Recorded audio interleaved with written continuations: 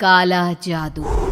अपने बेटे रिशु के माथे से टपकते हुए पसीने को देखकर सविता की हालत खराब हो गई। ऐसा आज पहली बार नहीं हुआ जब रिशु नींद से घबरा कर जागा है।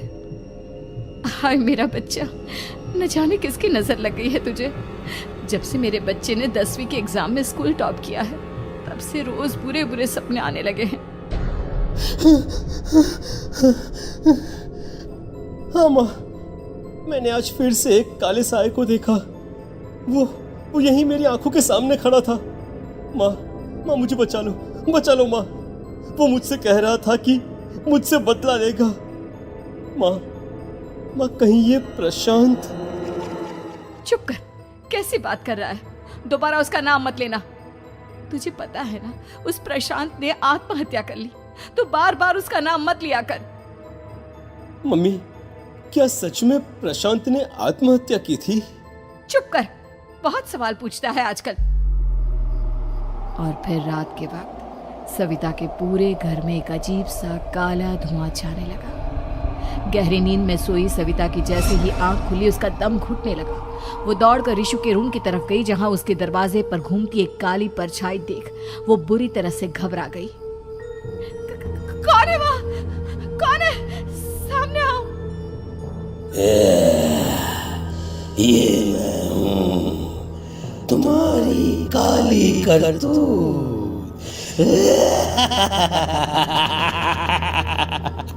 और अब मैं तुम्हारे बेटे को ले जाने आया हूँ।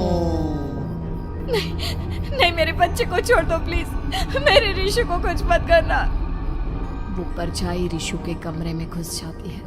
सविता भी उसके पीछे पीछे दौड़ कर जाती है और देखती है कि अब वो साया साफ नजर आ रहा था।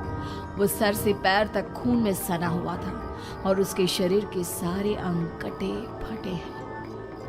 क्या चाहिए तुम्हें? तुम जो बोलोगे मैं करूंगी, लेकिन मेरे रिशु को छोड़ दो। उस परछाई ने रिशु को गर्दन से पकड़कर दीवार के सहारे हवा में उछाल दिया। रिशु जोर जोर से चिल्लाने लगा। माँ बचाओ मुझे, बचा लो माँ। ये मुझे मार डालेगा। माँ मुझे बचा लो माँ। नहीं ऐसा मत करो। मुझे मार दो लेकिन मेरे बच्चे को छोड़ दो। मैं तुम्हारे आगे हाथ जोड़ती हूँ। वो परछाई रिशु को जमीन पर गिरा देती है और अचानक वहां से गायब हो जाती है। रिशु, मेरा बच्चा, तू ठीक तो है ना? कुछ बोल बेटा, क्या हुआ है तुझे? मैं ठीक हूँ माँ। क्या हुआ था यहाँ पर? कुछ नहीं बेटा, कुछ नहीं। तू परेशान मत हो। हम कल ही गांव के बाहर जो तांत्रिक महाराज रहते हैं उनके पास चलेंगे। ठीक है माँ, हम जल्द ही उनके पास चलेंगे। मुझे बहुत डर लग रहा है माँ। ये बार बार मुझे डरावने सपने आना, ये सब हमारे साथ क्यों हो रहा है माँ? अगले दिन सविता अपने बेटे रिशु को लेकर गांव के बाहर तांत्रिक के पास जाती है। जिस जगह पर तांत्रिक रहा करता था वो जगह बहुत डरावनी थी। चारों तरफ कंकाल और खूब भूतियां नजर आ रही थी। गांव से दूर वीराने में उस जगह पर जोर से आंधी चल रही थी। रिशु ने डर कर अपनी माँ का हाथ पकड़ लिया। माँ मुझे बहुत डर लग रहा है। ये कैसी जगह है? देख बेटा, हमारे साथ जो कुछ भी हो रहा है उसका इलाज सिर्फ और सिर्फ ये तांत्रिक महाराज ही बता सकते हैं। अब यही है जो हमें प्रॉब्लम से बाहर निकाल सकते हैं। जैसे ही सविता और रिशु तांत्रिक की झोपड़ी के अंदर पहुंचे, वहां का नजारा देखकर उनकी आंखें फटी की फटी रह गई। तांत्रिक की झोपड़ी के अंदर कई सारे लोग अपनी गर्दन घुमा घुमा कर जोर जोर से चीख रहे थे।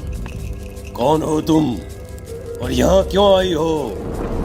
महाराज, मेरे बेटे को कुछ दिनों से एक डरावनी काली परछाई नजर आती है और कल रात उसने मेरे बेटे पर हमला भी कर दिया।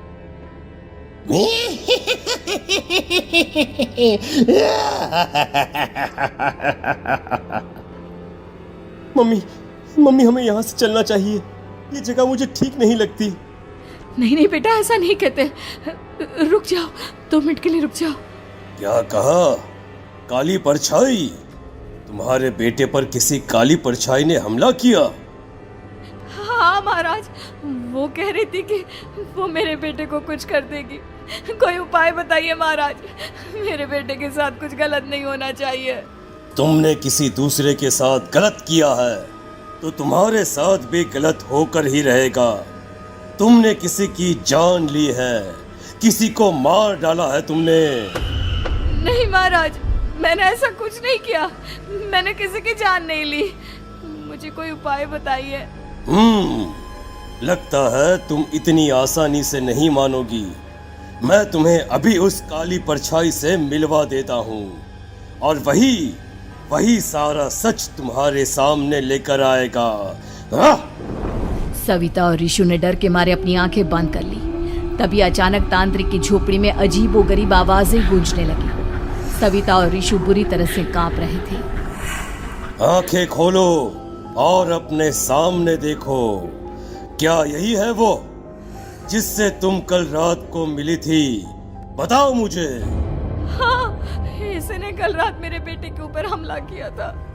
ये उसी लड़के की भटकती हुई आत्मा है जिसे कुछ दिन पहले तुमने मार डाला था। मम्मी ये महाराज क्या कह रहे हैं? क्या सच में आपने किसी की जान ली है, किसी को मार डाला है? अगर हाँ तो बताइए ना मम्मी, किसको मारा है आपने? किसको? तुम्हारी माँ इतनी आसानी से सच नहीं बताएगी बेटा। इसने एक बच्चे की जान ली है। कहीं उसका नाम प्रशांत तो नहीं महाराज? वो मेरा दोस्त है, मेरा मतलब मेरा पड़ोसी है। सही पहचाना। देखा सविता, तुम्हारा खुद का बेटा भी जानता है कि तुमने किसी के प्राणों की बलि चढ़ा दी और इसीलिए अब उसकी बुरी आत्मा तुम्हारे घर में भटकती है। मुझे माफ कर दीजिए महाराज, मुझसे बहुत बड़ी गलती हो गई। प्रशांत हमारे पड़ोसी का बेटा था। हर बार उसके नंबर मेरे बेटे से ज्यादा आते थे और इसलिए मैंने उसके कमरे के बाहर काला जादू किया था, पर मुझे नहीं पता था कि वो मर जाएगा। तुम्हारे उसी काले जादू वाली गुड़िया के अंदर एक बुरी आत्मा थी जिसने उस बच्चे के दिमाग पर बुरा असर कर दिया और उसी की वजह से उस लड़के ने अपनी बालकनी से कूदकर आत्महत्या कर ली। इसकी वजह सिर्फ और सिर्फ तुम हो, तुम। नहीं महाराज, जो कुछ भी हुआ मुझे नहीं पता था कि प्रशांत अपनी जान दे देगा। प्रशांत की आत्मा इस वक्त तुम्हारे सामने खड़ी है, हमसे बात करना चाहती है। बोलो क्या कहना चाहते हो? मैं जीना चाहता था, बड़ा होकर कुछ बनना चाहता था। आपके बेटे से मुझे कोई परेशानी नहीं थी। अरे वो तो मेरा अच्छा दोस्त था। मुझे माफ कर दो बेटा, मुझसे बहुत बड़ी गलती हो गई, मुझे माफ कर दो। माफ करने से मुझे वापस जिंदगी नहीं मिल जाएगी। मेरे माँ बाप आज भी मेरे लिए रोते हैं। आपने मेरे साथ बहुत गलत किया है, बहुत गलत। और तभी अचानक प्रशांत की आत्मा वहां से गायब हो जाती है। सविता जोर जोर से रोने लगती है। सुन लिया तुमने? ये तुम्हारे अपने ही किए हुए पाप हैं जो इस तरह से तुम्हारे सामने आ रहे हैं। माँ, ये आपने अच्छा नहीं किया। सिर्फ 10th बोर्ड के एग्जाम में मैं टॉप कर पाऊं, इसलिए आपने मेरे दोस्त के ऊपर काला जादू कर दिया। नहीं मम्मी, नहीं, अब हम कभी खुश नहीं रह पाएंगे, कभी नहीं। मेरे दोस्त की आत्मा को कभी शांति नहीं मिलेगी मम्मी, कभी नहीं। लेकिन मैंने जो कुछ भी किया सिर्फ तुम्हारे लिए किया। वो लड़का हमेशा फर्स्ट पोजीशन पर आ जाता था और इस वजह से हमेशा तुम्हारे मार्क्स कम पड़ते थे। मैंने तो सिर्फ उस पर एक छोटा सा काला जादू किया था बेटा। मुझे क्या पता था कि उसका ये नतीजा निकलेगा। जिस गुड़िया को तुमने उस लड़के के कमरे के दरवाजे पर लगाया था, दरअसल उसके अंदर एक बुरी आत्मा का प्रवेश हो गया था, जैसा कि अक्सर काला जादू करते समय हो जाता है। मुझे अपनी गलती का एहसास हो गया है। मैं प्रायश्चित करना चाहती हूँ। आप बताइए मैं क्या करूँ? प्रशांत के घर जाकर उस काली गुड़िया को वहां से निकालकर यहाँ लेकर आओ। मैं उसे आग में जलाकर राख कर दूंगा और उसके बाद प्रशांत की आत्मा को हमेशा के लिए मुक्ति मिल जाएगी। अगली रात सविता चुपचाप अपने पड़ोसी प्रशांत के घर जाती है। प्रशांत के माँ बाप प्रशांत की मौत के बाद उस घर को छोड़कर हमेशा के लिए वहां से चले गए थे। जैसे ही सविता उस घर के अंदर कदम रखती है, उसका सामना अजीबोगरीब हैवानियत से भरी आवाजों से होने लगता है। ऐसा लग रहा था जैसे कोई बुरी तरह से चीख रहा हो। सविता जैसे ही प्रशांत के कमरे के बाहर पहुंचती है, वहां पर लटकी हुई गुड़िया के शरीर से खून टपकने लगता है। ये क्या हो रहा है? इस गुड़िया के शरीर से खून क्यों टपक रहा है?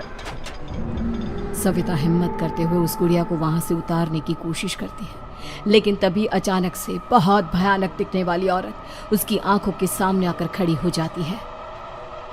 मैं यहाँ से कहीं नहीं जाऊंगी, और अगर तूने मुझे यहाँ से हटाने की कोशिश की तो मार डालूंगी मैं तुझे।